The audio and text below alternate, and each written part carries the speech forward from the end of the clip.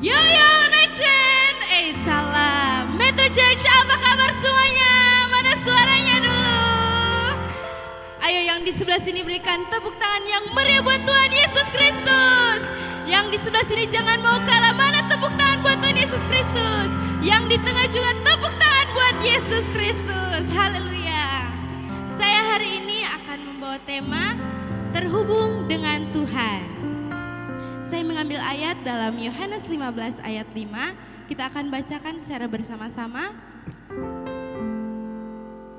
Yohanes 15 ayat 5.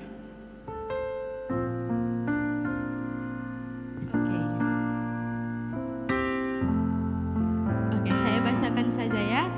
Yohanes 15 ayat 5. Akulah pokok anggur dan kamulah ranting-rantingnya. Barang siapa tinggal dalam aku dan aku di dalam dia, ia berbuah banyak, sebab di luar aku kamu tidak dapat berbuat apa-apa. Amin. Church, pernah gak sih kita mau nge-charge HP dan butuh banget, tapi ternyata HP-nya dayanya gak tambah-tambah.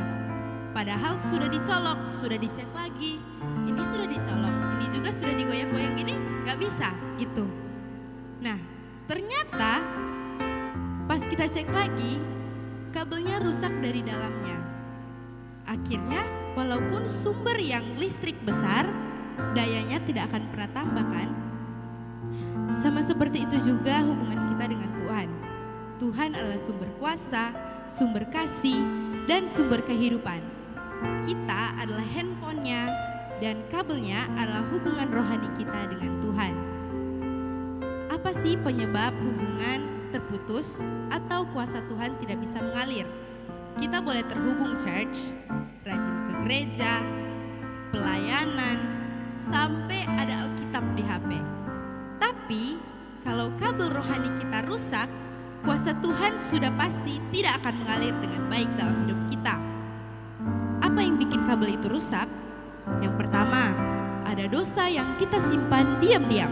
Kedua, kepahitan atau sakit hati yang tidak dibereskan. Ketiga, kehidupan rohani yang malas. Dan yang terakhir, terlalu sibuk sampai kita lupa berdoa dan firman Tuhan. Kalau hal-hal itu dibiarkan, kita seperti kelihatan sudah tercolok, tetapi sebenarnya nge-charge-nya tidak masuk. Kita lemah, kering, dan mati rohani.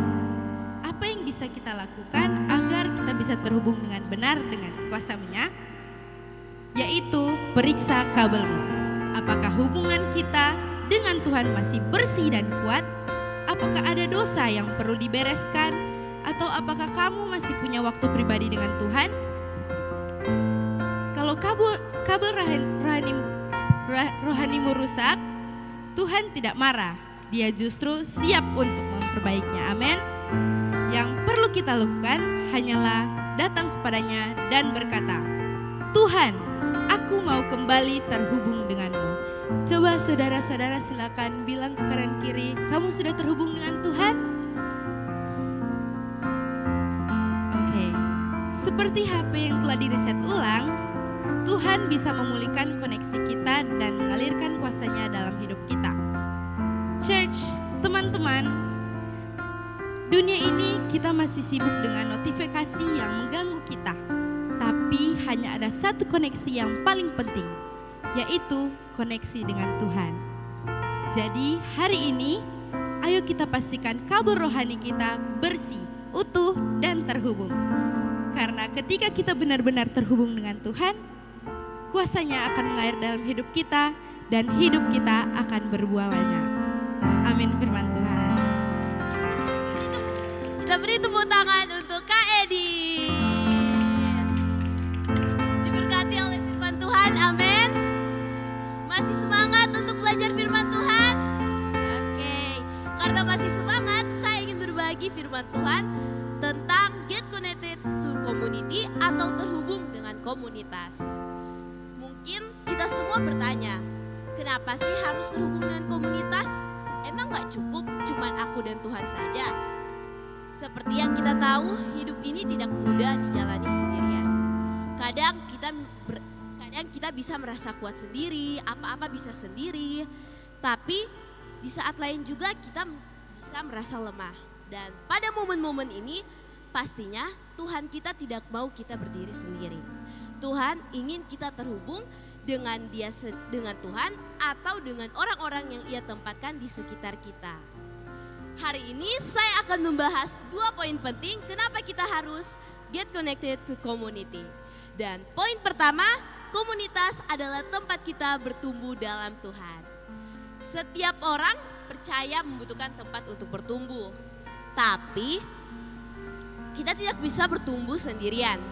Kita bisa berdoa sendiri, baca Alkitab sendiri. Tapi pertumbuhan rohani sejati sering terjadi di tengah komunitas. Karena kenapa? Karena di dalam komunitas kita saling mendorong ketika ada yang mulai lemah, kita saling mengingatkan ketika mulai salah arah dan belajar untuk mengasihi seperti Kristus mengasihi. Seperti pada Ibrani pasal yang ke-10 ayat 24-25 berkata, "Dan marilah kita saling memperhatikan supaya kita saling mendorong dalam kasih dan dalam pekerjaan baik. Janganlah kita menjauhkan diri dari pertemuan-pertemuan ibadah kita, tetapi marilah kita saling menasehati." Ayat ini menegaskan bahwa iman kita tidak tumbuh dalam kesendirian, tetapi dalam kebersamaan yang penuh kasih. You don't grow in isolation, you grow in connection. Kita tidak bertumbuh dalam kesendirian, tetapi dalam keterhubungan. Tuhan menempatkan kita dalam gereja bukan hanya untuk hadir setiap minggu, tapi untuk menjadi bagian aktif dari tubuh Kristus. Saling menolong, saling mendukung, saling membangun, itulah komunitas yang Tuhan rancang. Dan poin yang kedua, komunitas menolong kita semakin dekat dengan Tuhan. Komunitas yang sehat tidak hanya membuat kita akrab dengan sesama, tetapi juga mendekatkan kita kepada Tuhan. Karena di komunitas rohani kita belajar untuk mempraktikkan firman-Nya, bukan hanya untuk mendengarnya. Seperti pada Amsal 13 ayat 20 berkata, "Siapa bergaul dengan orang bijak menjadi bijak, tetapi siapa berteman dengan orang bebal menjadi malang." Hubungan menentukan arah hidup kita. Church, pergaulan yang salah bisa menjauhkan kita dari Tuhan. Tetapi komunitas yang benar, yang hidup dalam firman akan membawa kita lebih dekat kepada hadirat Tuhan. Dan kita akan baca bersama-sama dalam Yohanes 15 ayat 4. Kita baca secara semangat dan lantang. Dalam hitungan 3, 2, 1. "Tinggallah di dalam aku dan aku di dalam kamu. Sama seperti ranting tidak dapat berbuah dari dirinya sendiri kalau ia tidak tinggal dalam. Demikian juga kamu tidak berbuah jikalau kamu tidak tinggal di dalam aku." Amin. Seperti ranting yang melekat pada pokok anggur, kita pun harus tetap melekat, bukan hanya kepada Kristus, tapi juga kepada tubuh Kristus, yaitu sesama orang percaya. Community keeps you connected when your faith feels disconnected. Komunitas menolong kita tetap terhubung saat iman kita mulai goyah. Melalui komunitas, kita diingatkan bahwa kita tidak berjalan sendirian. Ada saudara yang seiman yang berdoa untuk kita. Ada gereja yang menopang dengan kasih. Dan bersama-sama kita terus diarahkan kembali kepada Tuhan. Hidup dalam komunitas yang menghidupi firman. Saudara, Tuhan tidak pernah merancang kita untuk berjalan sendiri. Tuhan tahu bahwa kita membutuhkan satu sama lain untuk menguatkan, menegur dengan kasih, dan menuntun satu sama lain semakin serupa dengan Kristus. Maka hari ini, mari kita periksa diri kita. Apakah kita sudah benar-benar terhubung dengan komunitas? Apakah kita hanya hadir atau menjadi bagian yang hidup di dalamnya? Karena komunitas yang tinggal dalam Tuhan dan Tuhan tinggal di dalam komunitas itu akan menjadi tempat di mana kita berakar, bertumbuh, dan berbuah. Stay connected to God, stay connected to His people, and your life will stay connected to His purpose. God bless you all, dan kita panggil Kak Andrew. Oke, thank you Faith. Berikan tepuk tangan bagi Faith. Oke, dan saya di sini dipercayakan untuk sharing singkat tentang firman Tuhan. Tapi sebelum itu saya mau dengar mana sorak-soraknya bagi Tuhan. Oke, senang bisa lihat energi seperti ini. Nah, church, saya mau sharing sedikit tentang firman Tuhan, tentang get connected to mission. Dengan landasan firman Tuhan pada Yohanes 15 ayat 4-8. Nah, saya mau buka dengan sebuah ilustrasi. Coba bayangkan, sebenarnya kita itu adalah seorang influencer. Punya akun media sosial dengan banyak follower, konten yang selalu viral, dan bahkan beberapa dari kita mungkin punya suatu kemampuan khusus yang bisa mengubah tren atau mempengaruhi opini banyak orang. Nah, di sini kita sudah punya platform, dan sebagai influencer kita juga punya tujuan atau misi untuk menyuarakan sesuatu supaya dapat memperoleh hasil yang akan membuat orang itu nantinya tertarik dengan konten kita. Benar bukan? Nah, dan ya sebenarnya kita ini memang seorang influencernya Tuhan. Tetapi seringkali kita semua tidak menyadari bahwa dengan hal tersebut dan sering merasa bahwa hidup kita itu nggak ada impact, nggak ada buah atau hasil. Padahal kita itu tahu bahwa sebenarnya kita punya misi yang diberikan Tuhan dan kita tidak ada tenaga mungkin buat jalaninnya. Dan kenapa sih bisa begitu? Alasannya karena kita itu lupa bahwa misi kita ini datang dari koneksi kita, yaitu Yesus. Dan demikian juga kita diciptakan Tuhan dengan misi. Dan kita tahu bersama dalam Matius 28 ayat 19 bahwa Yesus berkata, "Pergilah, jadikanlah semua bangsa muridku." Dan kita diutus dan diberi misi oleh Tuhan untuk memberitakan Injil sampai ke ujung bumi.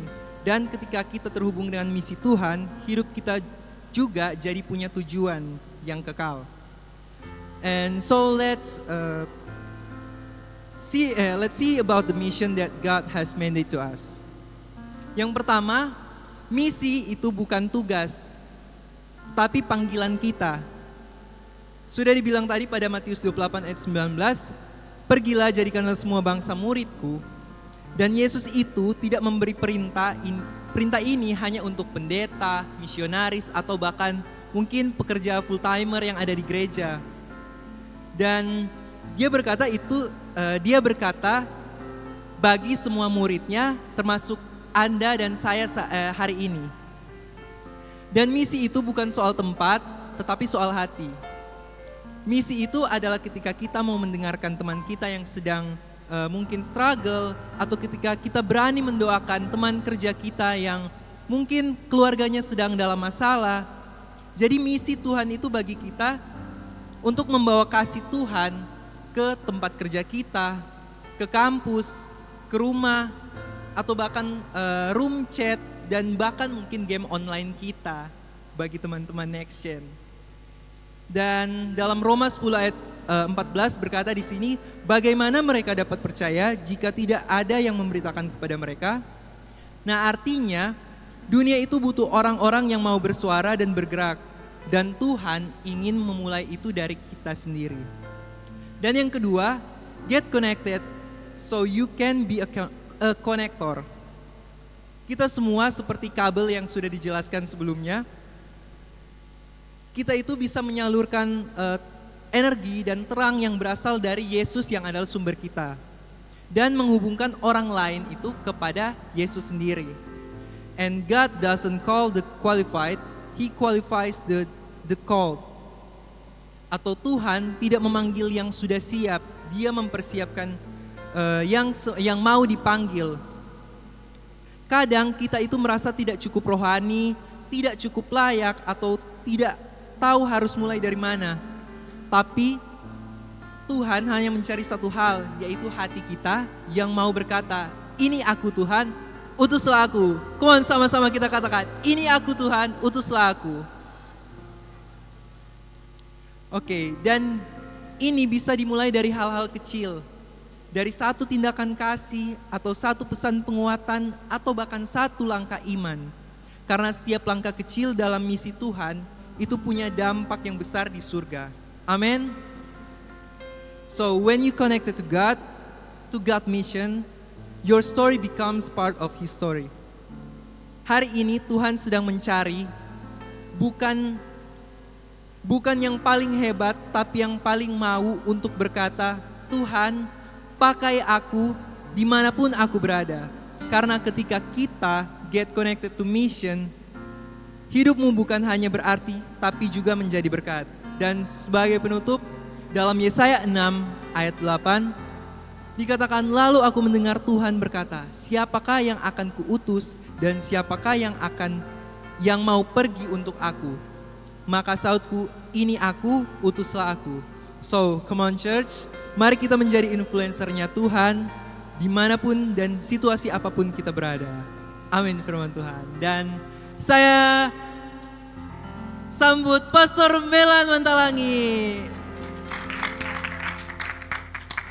So, kita punya 3 pembicara dari masa depan yang luar biasa. Berapa banyak di antara jemaat MCM yang diberkati sejauh ini?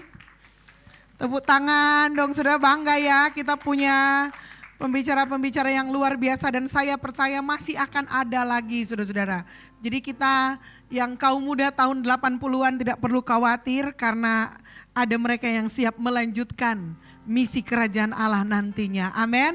Dan kita sudah siap sekarang ini. Karena kita percaya MCM juga punya masa depan. Karena kita percaya kita punya masa depan, kita mempersiapkan orang-orang untuk memimpin di masa depan. Saudara percaya saudara punya masa depan? Amin. Saudara-saudara berbicara soal terkoneksi gitu, they all good. Mereka semua keren sekali gitu ya. Untuk seorang pengkhotbah yang dihubungi 1 minggu sebelum, mungkin itu adalah orang-orang yang luar biasa. Karena saya dulu harus sekolah Alkitab selama 3 tahun. Dan ketika pertama kali bicara dengan di depan umum pun itu masih totofore gitu ya. Makin lama makin totofore. Tapi mereka melakukannya dengan sangat baik.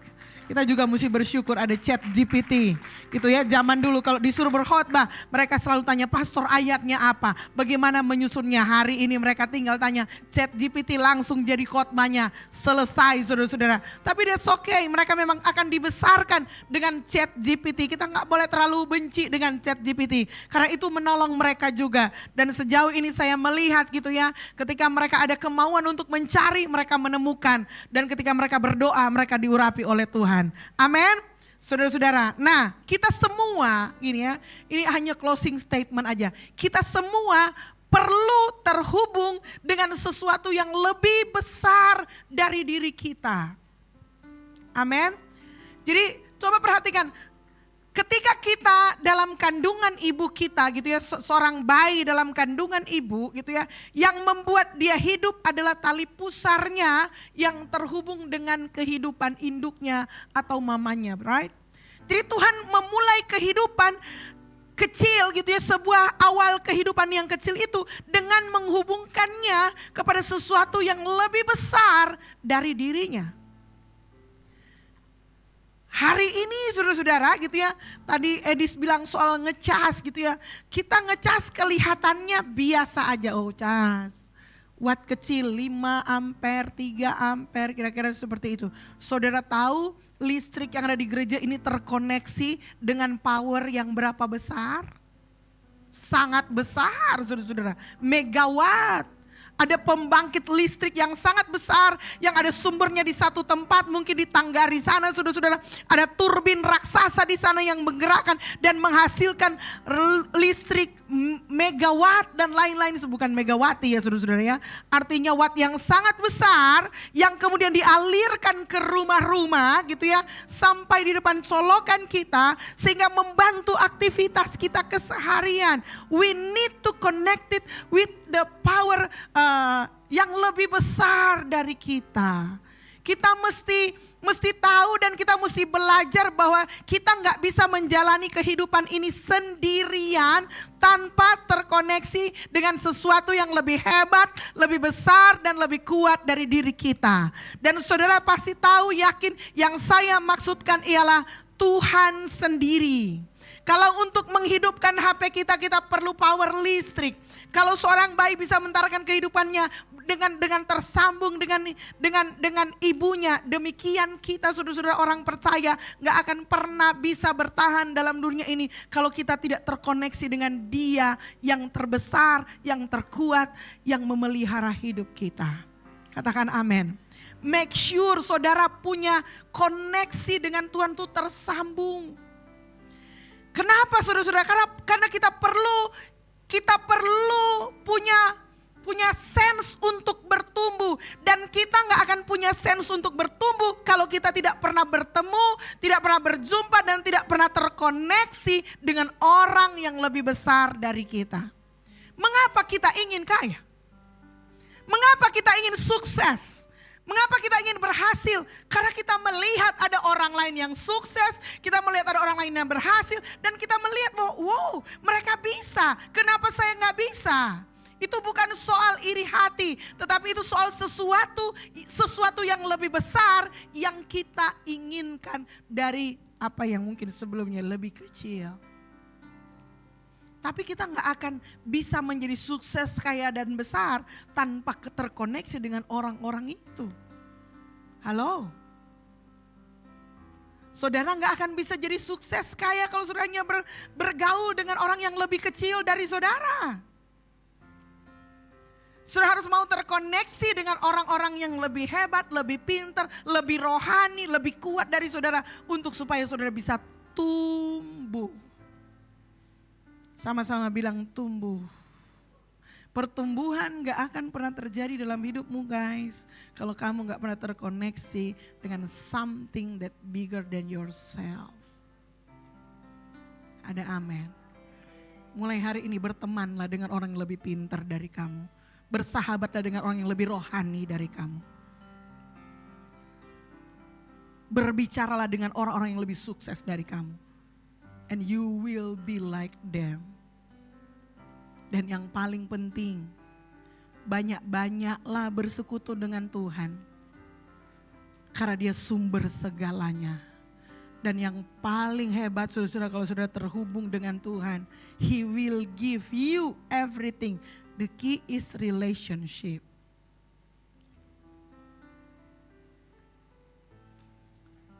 Saya yakin, ini simple. Saya yakin suami saya itu diberkati Tuhan, saudara. Dia punya banyak aset, dia punya banyak uang, dia punya banyak hal, gitu ya. Saudara nggak akan pernah mendapatkan itu. Kenapa? Karena saudara nggak ada hubungannya dengan dia. Siapa yang akan mendapatkan dia? Saya, istrinya, dan anak-anaknya. Kenapa? Karena kami semua terhubung dengan dia. Dari mana saya tahu dia ada? Karena saya terhubung dengan dia. Anak-anak saya terhubung dengan dia. Sudah paham maksudnya? Jadi jadi relasi itu adalah key. Membangun hubungan dengan sesuatu yang lebih besar dari saudara-saudara akan mendatangkan berkat bagimu. Amin. Bagaimana Tuhan akan memberkati hidupmu kalau saudara tidak pernah membangun hubungan yang benar dengan Tuhan? Saudara gak membuka akses di mana Tuhan akan mencurahkan berkatnya datang kepadamu. Amin. Kalau dia kunci dan dia sumber, dia punya sesuatu yang sangat besar, yang selalu tersedia, tidak pernah kekurangan. Mengapa kita sulit meraih semuanya itu? Bukan soal kita mungkin, soal kita gak membangun hubungan dengan beliau. Amin. Kalau kita punya hubungan yang erat dengan seseorang, sometimes you don't have to ask. Saudara gak perlu minta, saudara dapat sesuatu dikasih. Betul gak? Karena saudara punya hubungan. Saya rasa Anggi gak perlu menangis-nangis kepada mama dan papa. Gak, ketika mama dan papanya mengetahui bahwa dia butuh sesuatu, dia gak perlu minta. Akan disediakan oleh orang tuanya. Why? Karena hubungan mereka baik. Dan orang yang lebih besar dari kita, orang yang menyediakan segala sesuatu itu, yaitu Tuhan sendiri tahu kapan kita butuh. Dia akan menyediakannya. Kalau kita punya hubungan yang beres dengan dia. Tapi kalau kita hubungannya nggak beres, orang sini bilang paduli amat. See? Kenapa saudara nggak bisa baik kepada tetangga saudara sama seperti saudara baik kepada anak-anak saudara? Kenapa anak tetangga dan anak saudara beda? Karena relationship-nya beda. Amin. Apakah saudara mempercayakan kunci berangkas saudara kepada tetangga rumah? No. Saudara akan mempercayakan kepada orang-orang yang punya hubungan yang saudara percayai. Sometimes even dalam rumah juga saudara gak percaya orang dalam rumah kok. Tapi orang yang tahu, orang yang membangun hubungan, mereka pasti punya akses kepada sesuatu yang lebih besar dari dirinya. Amin. Dan kita punya Dia, Maha segalanya. Buka aksesnya. Lakukan kehendaknya. Bangun hubungan dengan Tuhan. Jangan cuma aja bangun hubungan dengan teman-teman. Teman-teman bisa meninggalkan kita. Bangun hubungan dengan Tuhan. Tuhan tidak pernah meninggalkan kita. Boleh kita kasih tepuk tangan buat Tuhan yang luar biasa. Kita berdoa buat firman Tuhan.